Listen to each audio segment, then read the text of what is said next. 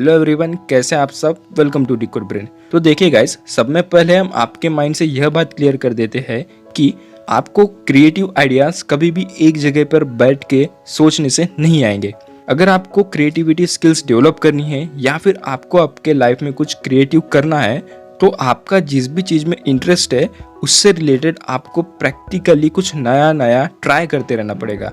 तो इससे क्या होगा कि लोगों की प्रॉब्लम क्या है, उनकी नीड्स क्या है, यह आपको पता चलेगी, आपका एक्सपीरियंस भी बढ़ेगा इससे, और उनकी प्रॉब्लम्स कैसे आप अपने एक्सपीरियंस से, क्रिएटिविटी से उस प्रॉब्लम का एक इजी सॉल्यूशन उन्हें दे सकते हो। तो आज के इस वीडियो में, इस लर्निंग लेसन में हम आपको बताएंगे आपके अंदर जो हिडन क्रिएटिविटी है उसे आप कैसे अनलॉक कर सकते हो, और अभी तक आप क्या गलती कर रहे थे आपको यह भी पता चल जाएगा। वीडियो में से कुछ इंपॉर्टेंट पार्ट मिस ना हो जाए, इसलिए वीडियो को एंड तक देखना, बिल्कुल भी मत स्किप करना। So without wasting time, ready study गो।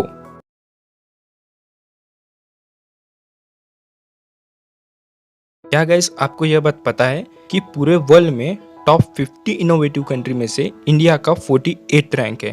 पहले से इस रैंक में थोड़ी इंप्रूवमेंट है, पर अगर हमको इंडिया को टॉप फर्स्ट पोजीशन पे लाना है तो हमारे कंट्री के लोगों का, स्पेशली हमारे यूथ का और स्टूडेंट का माइंडसेट क्रिएटिव होना चाहिए। क्योंकि यह आपको अच्छे से पता है कि आज हमारा यूथ थ्योरी के पीछे भाग रहा है, ना कि प्रैक्टिकल एक्सपीरियंस के पीछे, जिससे उनका क्रिएटिव माइंडसेट डेवलप होगा। तो चलिए अब हम जानते हैं कि वह कौन से 5 स्टेजेस है जिससे आप अपनी हिडन क्रिएटिविटी को अनलॉक कर सकते हो। तो सब में फर्स्ट स्टेज है हमारी गैदर न्यू मटेरियल। तो देखिए गाइस, सब में पहले आपको यह देखना है कि आप किस चीज के लिए पैशनेट हो, वह कौन सी चीज है जिसे आप दिन रात पढ़ सकते हो और उसके लिए काम कर सकते हो। इस फर्स्ट स्टेज में आपको यही करना है, आप जिस भी चीज के लिए पैशनेट हो आपको उसकी पूरी डिटेल लेनी है, उसका पूरा नॉलेज लेना है, आपको 100% फोकस देना है उसके लर्निंग पे।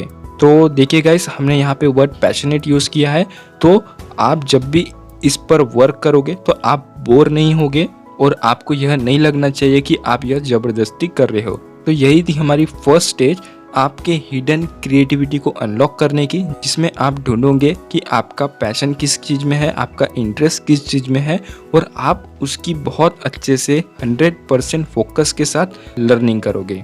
चलिए अब हम समझते हैं हमारी second stage, truly work over the materials in your mind.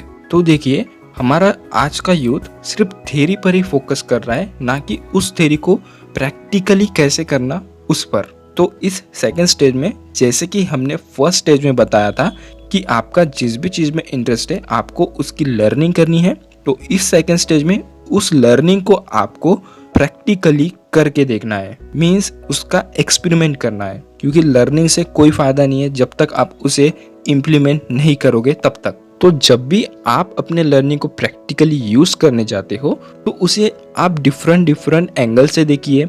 यह देखिए कि आप उसे दूसरे आइडिया से कैसे कनेक्ट कर सकते हो, तो इससे आपका प्रैक्टिकल नॉलेज बढ़ेगा, आप इसमें और भी अच्छे होते जाओगे, और इसी की आज हमें नीड है।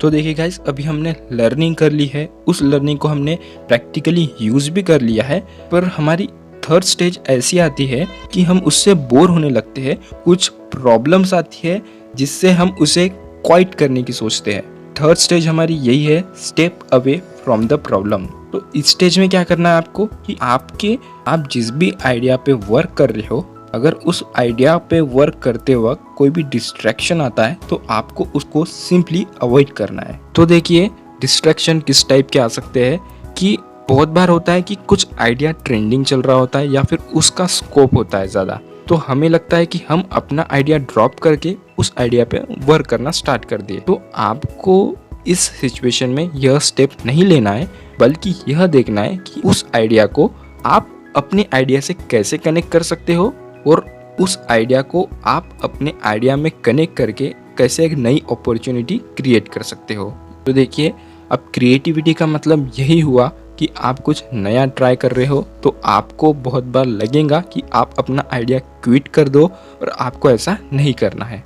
तो चलिए अब हम समझते हैं हमारी फोर्थ स्टेज को, let your idea return to you. तो तो देखिए गाइस, जब भी आप अपने क्रिएटिव आइडियाज़ पे वर्क कर रहे हो तो इसमें बहुत सारी प्रॉब्लम्स आएंगी और कभी ऐसा टाइम आएगा कि आप एक स्टेज पे होगे और वहाँ पे आपको कोई प्रॉब्लम आ गई और उसका आपको सॉल्यूशन नहीं मिल रहा होगा। तो इस सिचुएशन में हमें लगता है कि अब हमें क्वाइट करना चाहिए, पर आपको यह स्टेप नहीं लेना है क्योंकि हमारी कंट्री, ये पूरी दुनिया मिलियंस ऑफ माइंड की है। क्योंकि हमारे कंट्री में, हमारे पूरी दुनिया में मिलियंस ऑफ माइंड है।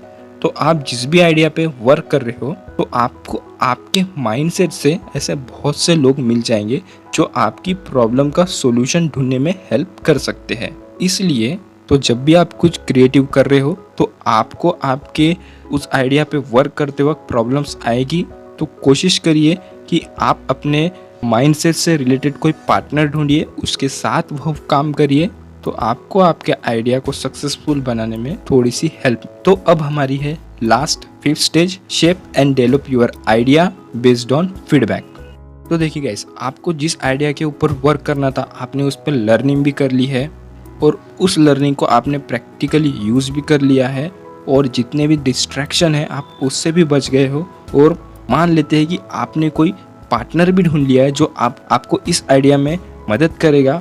और अब यह 5th स्टेज है कि मान लेते हैं कि आपका जो भी आइडिया है वह बनकर रेडी है। तो आपको अब क्या करना है कि आपका जो भी आइडिया है उसे आपको मार्केट में लाना पड़ेगा। तो इससे आपको पता चलेगा कि आपने उस आइडिया को कितना अच्छा बनाया है या फिर आपके आइडिया में क्या कमी है, क्योंकि लोगों का फीडबैक बहुत इंपॉर्टेंट है आपकी क्रिएटिविटी को और भी अच्छे से डेवलप करने के लिए। और जब भी आप अपने आइडिया को मार्केट में लाते हो और लोगों से फीडबैक लेते हो तो आप अपने प्रोडक्ट को फ्यूचर में उतना ही क्रिएटिव बना पाओगे। तो गाइस, यह थी हमारी 5 स्टेज, जिसे अगर आप फॉलो करते हो तो आपके अंदर जो हिडन क्रिएटिविटी है आप उसे अनलॉक कर सकते हो। आपको बस लर्निंग करनी है, उस लर्निंग को प्रैक्टिकली इम्प्लीमेंट करना है, जो भी डिस्ट्रैक्शन आते हैं उसे अवॉइड करना है, आपके थिंकिंग रिलेटेड पार्टनर को ढूंढना है और जब आपका प्रोडक्ट रेडी हो जाएगा, आपका आइडिया क्रिएट हो जाएगा, उसे मार्केट में लाना है। इससे आपको पता चलेगा कि आप कितने क्रिएटिव हो और आप अपने आइडिया को और कितना क्रिएटिव बना सकते हो। और ऐसे ही आपकी अंदर की क्रिएटिविटी अनलॉक होते रहेगी और आपकी क्रिएटिव स्किल डेवलप होती रहेगी। सो गाइस, यही था आज का हमारा लर्निंग लेसन।